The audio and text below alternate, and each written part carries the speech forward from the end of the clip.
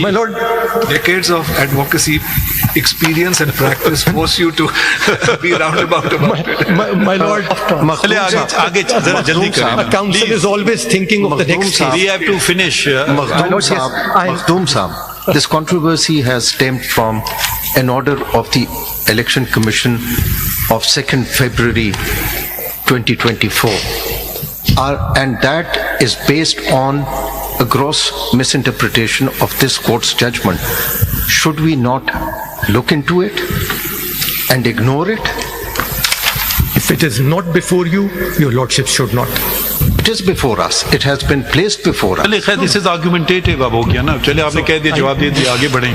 Move away, my lord, from that. So the basis, concluding, my lord, because I'm conscious of the watch and your lordship's insight. The first part is yes.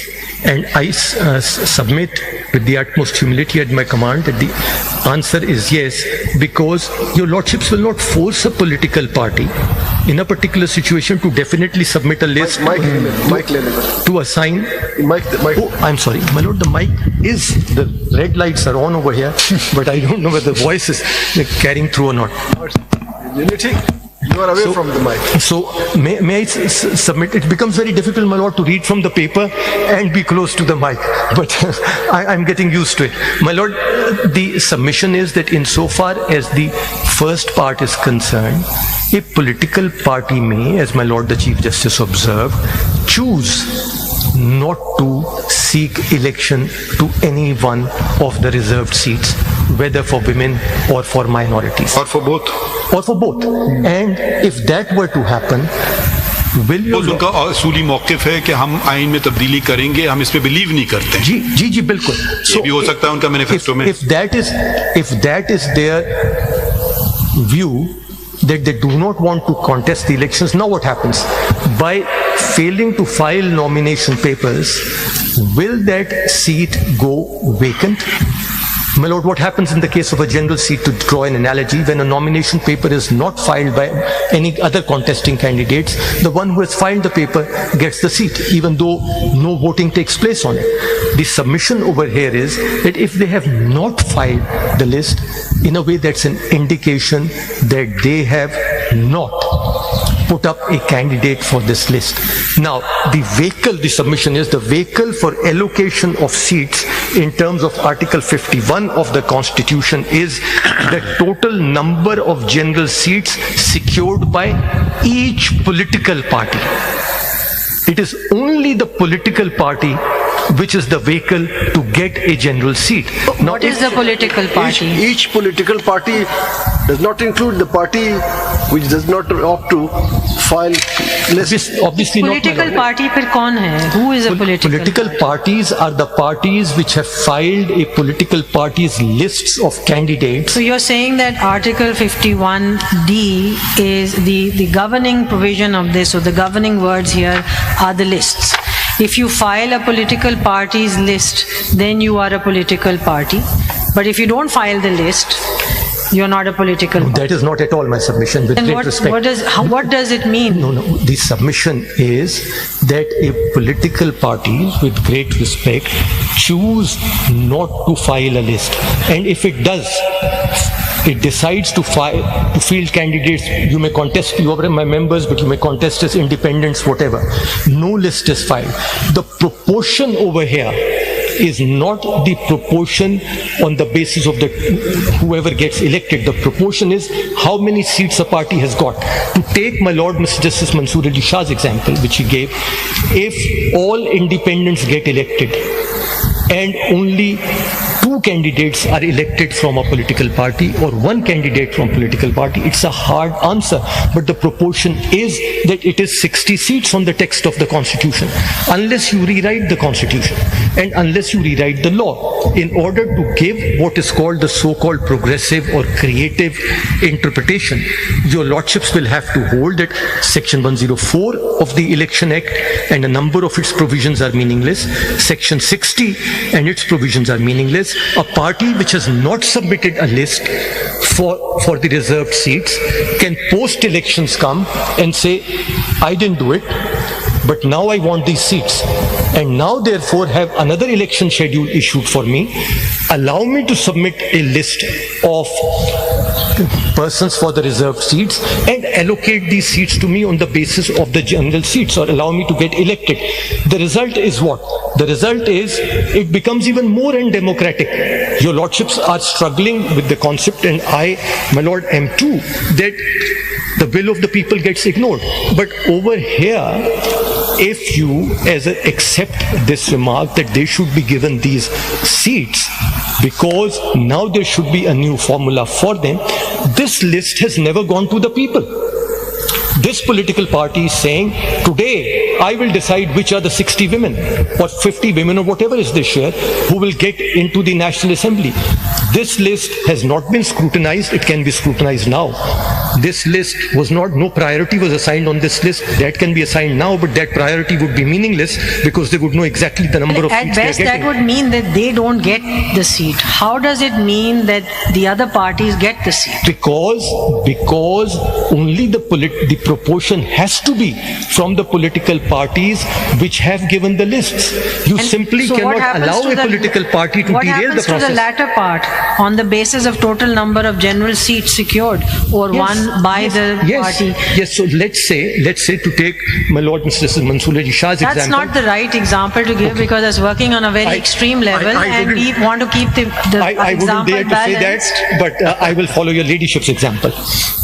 आप देख लें ना, आप in the current scenario देख लें, this is an election in which there are more independents that have won in the National Assembly and in the provincial assemblies.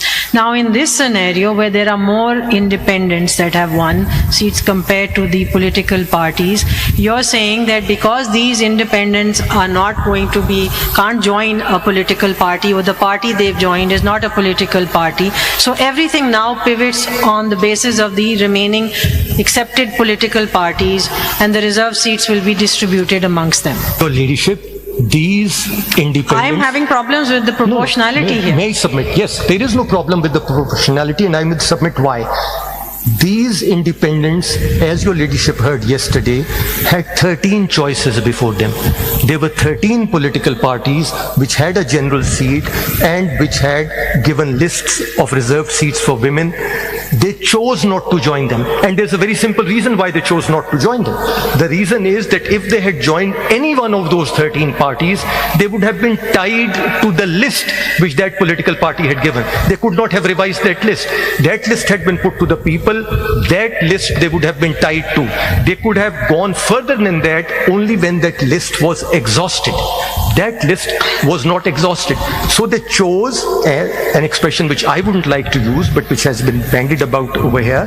They chose an off-the-shelf political party. If we go by this theory, it would mean that it would open the doors of negotiations with independent candidates, because you would tip the balance that would come out of what the electorate has done. Because now you are looking to get more independents so that you get more reserved seats. And going to a party which has secured no seats at all means that there's nothing, no balance is being tipped over here. So that is essential. That's what Justice Munib said on the very first day, that it's necessary to see कि electorate में से जो vote निकल रहा है वो ही proportionately represent करेगा ना house. But the system of proportional representation is based on the list of political parties on the basis of general seats secured. That's your argument. That's my argument. That's my submission. Interestingly, that argument means that where on the first date, say we look at the Punjab Provincial Assembly, I'm looking at the Election Commission's reply, and they've given the breakup on page 19 and 20. So if you look at the seats for the National Assembly, initially 22 to 24 को PMLN and PPP सारे breakdown दिए, they were given, so PMLN is right at the top, was given 17 seats, right? On 4-3-24 they are given an additional 10 seats, bringing their total number of seats to 27. Now there is a difference between 17 seats, which is worked out on some proportion, and a difference of 27, which is worked out on some other proportion. And so there you see that there is a problem here. This can't be that 17 seats भी proportional representation है और 27 seats भी proportional representation है। Ladyship, इसका मतलब तो यही बन रहा है ना, आप तो यही कह रहे हैं। नहीं, बिल्कुल भी नहीं। जी, अगर वो पॉलिटिकल पार्टी वो रहती तो फिर 17 हो जाते, और क्योंकि वो पॉलिटिकल पार्टी नहीं है तो 27 हो गए। leadership, और आप कहते हैं ये प्रोपोर्शनैलिटी को डिस्टर्ब नहीं करता। that's my submission, and it doesn't disturb the proportionality because the proportionality has to be on the basis of the political parties list. That's the Constitution's word. May I go a little further? The first allocation was on the basis when these seats were in dispute. If they were, let us assume that these were genuine independents. These persons were genuine independents and they did not join any political party. Will the allocation change or not? The allocation will when still you're change. talking about genuine The allocation would not change independence, because- that would be a limited number. No, the allocation on your example would not change because there the first allocation would do it. Yes. See, the question here is that there is a reallocation. There are two allocations. That is the problem. आप जो मिसाल दे रहे हैं ना कि they are true independents, तो वो तो पहली एलोकेशन पे ही बात खत्म हो जाती है। तो ये मसला ये आ रहा है कि जी पहले एलोकेशन हो गई, जिनका वो रूट जिस कैंडिडेट की वो PMLN थी या पीपल पार्टी थी या JUIP थी या व्हाटएवर इट वाज, उसके ओवर एंड अबव दैट, उसमें तो कोई झगड़ा कर ही नहीं रहा ना, ओवर एंड अबव दैट आप एक रीएलोकेशन कर रहे हैं ना। तो आपकी example with all due respect is No, my lord, maybe it was not elegantly phrased. No, that's the question, but I can never frame it as elegantly as your lordship, but may I make an Concluded on attempt? this point. इसको इस तरह Makhdoom My lord, Have you concluded on this point? My lord, with one sentence may I conclude? My submission is that if you exclude the independents, the constitution, if there are independents who do not join a political party, then the provisos are not reached. Then the allocation takes place on the basis of the principal provision itself. For the proviso to kick in, the independent need to join a political party which has won a political seat, and then in that event they will be included for the purposes of calculation. When they join a political party which has not won a single seat, on my submission, in that case the proviso doesn't kick in. Secondly, my submission is that the proviso also will not kick in where under the main provision itself there is no list of political parties. That was the submission I was trying to make. I am sorry. Have you concluded on this point? Yes, So this can point a is thought occurred to me which was triggered by what Justice Jamal Khan had said, and it makes me look at things very differently. I also thought about Justice Shah's comment on the principles. I don't subscribe to the principle theory, but I do subscribe to the literal interpretation of the Constitution theory. We are all talking about why don't we ask the basic and fundamental question which nobody has asked, which nobody has addressed yet, which I'm grateful to my colleague for having triggered it in my mind, is this proportional representation only to bulk up political parties, or there is something far more fundamental? And what is that far more fundamental things? To bring in the participation of women and to bring in the participation